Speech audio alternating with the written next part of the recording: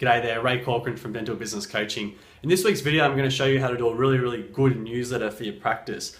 The benefits of having a great newsletter are twofold. One, obviously you can make more sales, and two, you can build a really strong relationship with your database.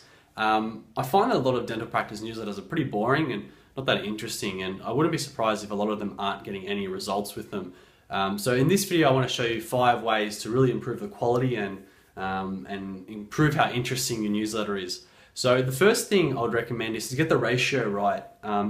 Most newsletters have way too many sales messages in there. It's way too spammy, heaps of promotions, and nobody wants to be hammered with that many offers at once. They'll just stop opening your emails. So make sure that I would recommend to start off with a ratio of about 80% of interesting, valuable information and 20% sales message. You can tweak that as you go, but that's a good starting point.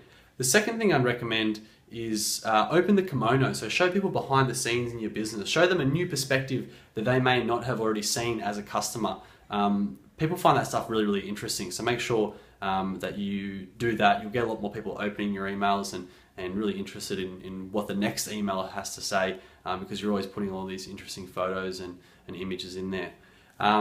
The third thing I would recommend that I had written down here is just show some personality. You know, there's so many boring emails out there and boring newsletters. Don't make yours one of them. Have some personality, let that show through. You know, you could have pictures of your recent holiday, or pictures of a newborn kid, or hopefully one of your newborn kids or someone you know.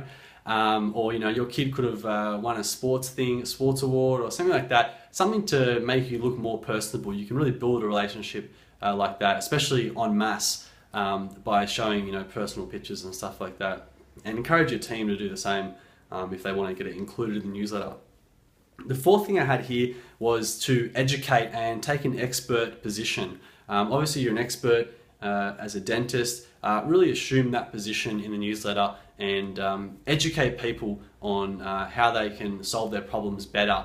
You could write an article or write a few paragraphs on certain foods maybe they could eat to improve their oral health. There could be a whole bunch of things that they could do that but your customers don't know. So you can add a lot of value by teaching them things that they may not know, obviously around your field of expertise.